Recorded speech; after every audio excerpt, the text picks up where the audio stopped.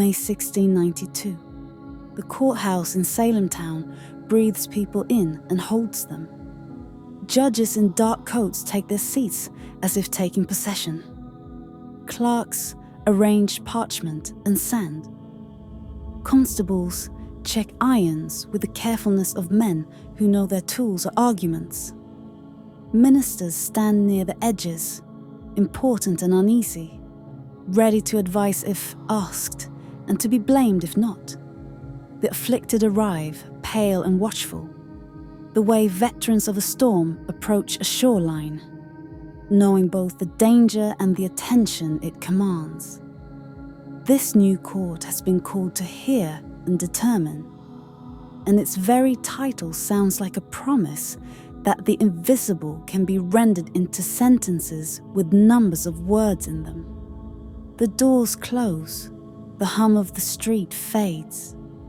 A colony holds its breath, while a handful of men decide whether fear can be made into evidence without poisoning the well it draws from. Fear did not need to be invented. It needed to be organized, and the court gladly took the job. What had been a rumor in a kitchen became a deposition's heading. What had been a shriek became a paragraph. The afflicted convulsed and cried. The clerk's quill scratched and confirmed. Spectral evidence, visions, dreams, the report of an injury done by a spirit, slipped into the record as if law had a hand for holding smoke. Juries nodded, because to frown was to accuse oneself of coldness, and coldness in such a climate looks treasonous. The prisons swelled. Ipswich, Boston, Salem. Cells that once held debtors now held midwives and grandfathers, neighbours and ministers. Shackles bit, straw rotted, spring turned to summer, but the damp subterranean chill persisted. Families sold tools to pay the jailer's fees. Children learned the route to the barred window where bread could be passed. Ministers preached complicated sermons that tried to make room for caution while still guarding the city on a hill. The machine of accusation had 1,000 hands and no single face. And the worst of it was the way it made righteousness feel busy. Everyone could find a task, signing, witnessing, escorting, praying, and afterward tell himself he had done his part in a necessary war. Having discovered its rhythm, the colony wrote in it. Warrants flew like crows across Essex County. Constables rode with the signed papers tucked into hatbands. Names poured from the afflicted as if from a spring that could not run dry.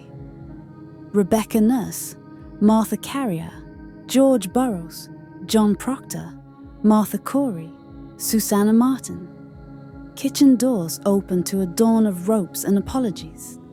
Hands were tied with the kind of care that pretends itself mercy. In the jails, the accused learned one another's names by the sound of chains.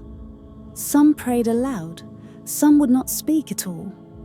A few confessed, and confessing implicated others, because confession was the only currency the court agreed to accept.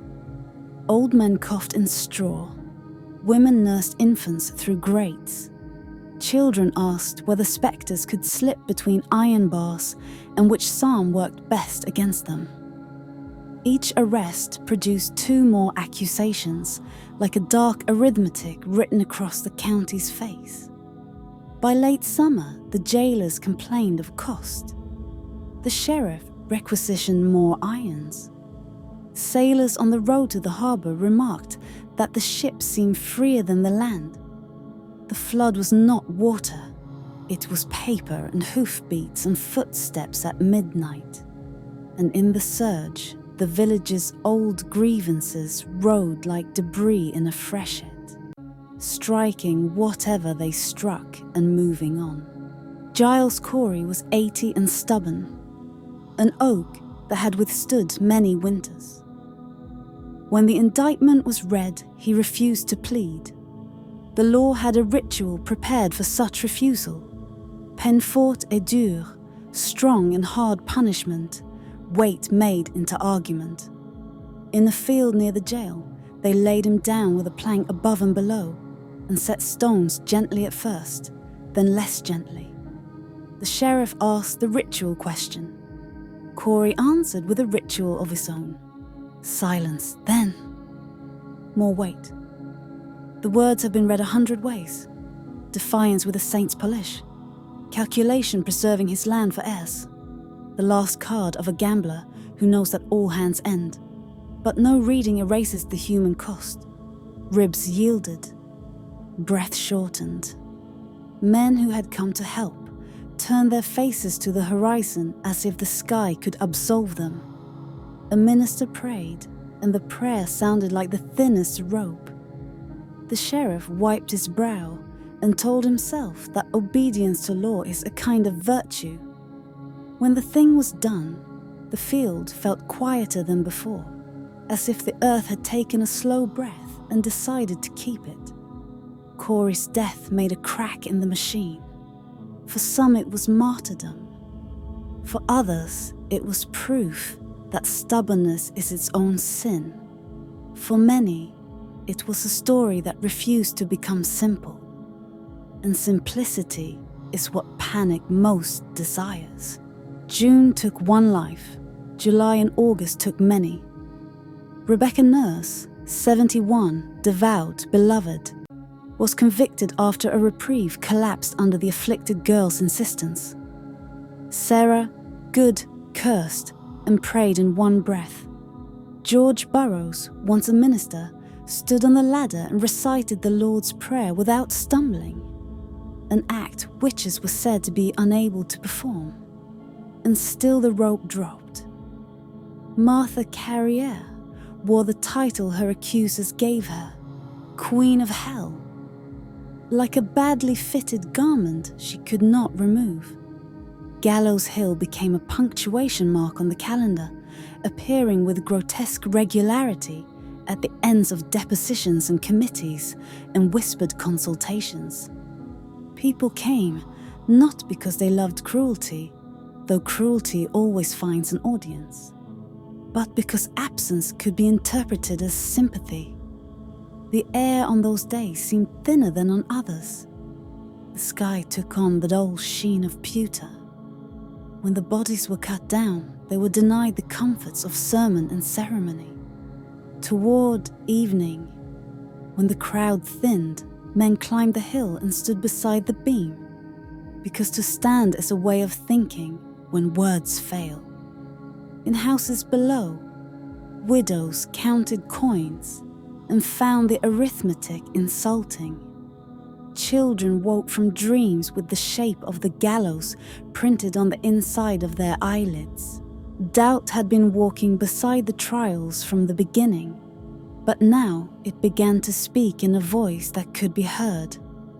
A minister in Boston wrote that evidence must be as solid as the things it condemned.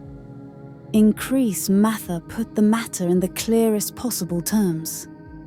It is better that 10 suspected witches escape than that one innocent person be condemned. Jurors balked.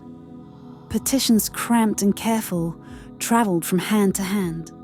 Some of the afflicted hesitated or contradicted themselves. Rumour named the governor's wife among the accused, and rumour, whether true or not, works like a lever on policy. In the jails, some who had confessed recanted, saying hunger and terror had taught their tongues, tricks they were ashamed to own. A woman said she lied because the questions made honesty impossible. A man said a dream had been mistaken for a vision because those who listened preferred it that way. The courage to retract cost as dearly as the courage to accuse. Both left scars. Autumn sharpened everything. The light, the wind, the conscience. Governor Phipps, alarmed by the scale of proceedings and the anger they had raised, halted the court and replaced it with a tribunal that refused spectral evidence. The change was like a door thrown open in a stifling room. Cases that had seemed certain unraveled, juries acquitted, indictments failed for want of proof that could be handled and held to light. The afflicted still cried out, but their chorus no longer conducted the room. Ministers revised sermons with heavy crossings out. Neighbors who had spoken too loudly learned to practice silence again. One judge, Samuel Sewell, would stand in church during a January service while his minister read a statement of sorrow in his name.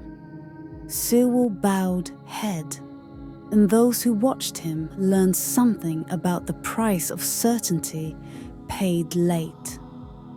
The jails emptied slowly, as if iron had learned the habit of holding. Debts remained. Suits multiplied.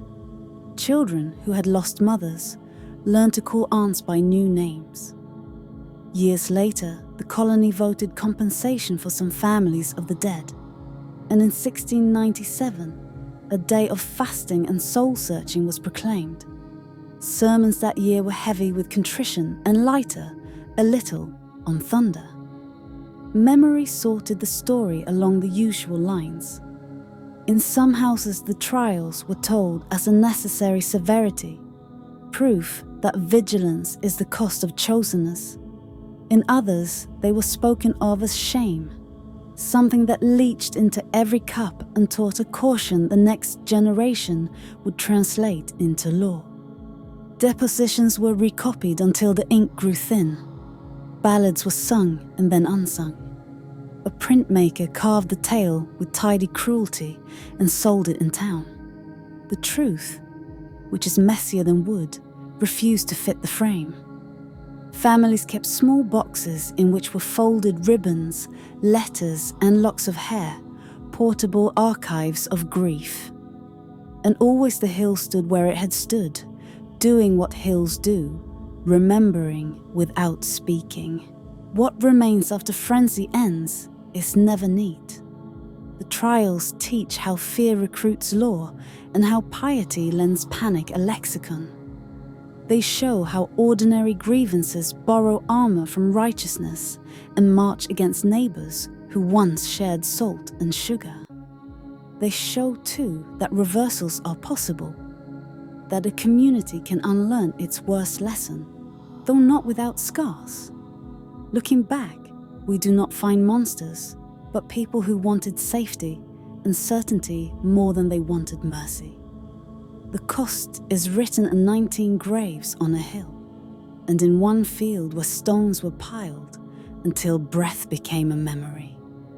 We remember not to congratulate ourselves, but to keep watch over our own inventions of danger, lest we build again what we think we have dismantled. This episode ends not with triumph, but with a vow to read the record as a cautionary tale written in the handwriting of ordinary hands.